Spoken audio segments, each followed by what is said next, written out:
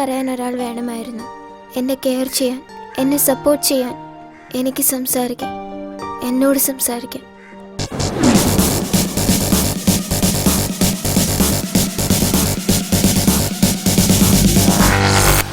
ഇതിലും ഭേദം അത് തന്നെയാ. എന്നും ഇങ്ങനെ വഴക്കിട്ട് ജീവിക്കാൻ എനിക്ക് വയ്യ. ഞാൻ പോകുക.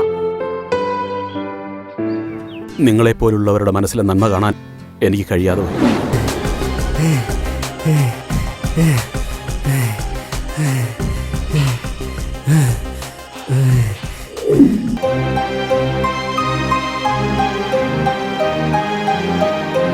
ജീവിക്കാൻ മണിക്കൂറുകൾ മാത്രം ബാക്കിയുള്ള എനിക്ക് ഈ ലോകത്തിൽ എന്താ പ്രതീക്ഷയുള്ള ചേട്ടാ?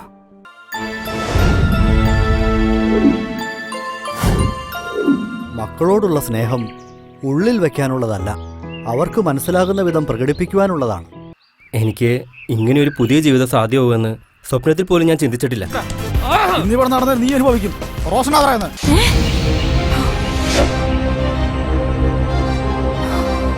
നിങ്ങളില്ലായിരുന്നെങ്കിൽ ഞാനിപ്പോ ജീവനോടെ ഉണ്ടാകില്ലായിരുന്നു. തിരിച്ചടികൾ ഉണ്ടാവുമ്പോഴാണ് നമുക്കൊക്കെ തിരിച്ചറിവുകൾ ഉണ്ടാവും. മരണഭീതി ലേശമില്ല, കൃപയാൽ രക്ഷ നേടിയല്ലോ. ഒരു ഫോൺ ഉപയോഗിക്കുന്നതിന് വീട്ടിലാരും ഒന്നും പറയില്ലായിരുന്നോ?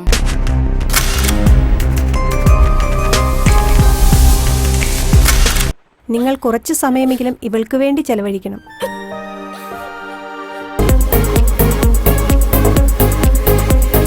യുവജനങ്ങളായ നമ്മൾ ഉയരെ പറക്കേണ്ടവരാണ്.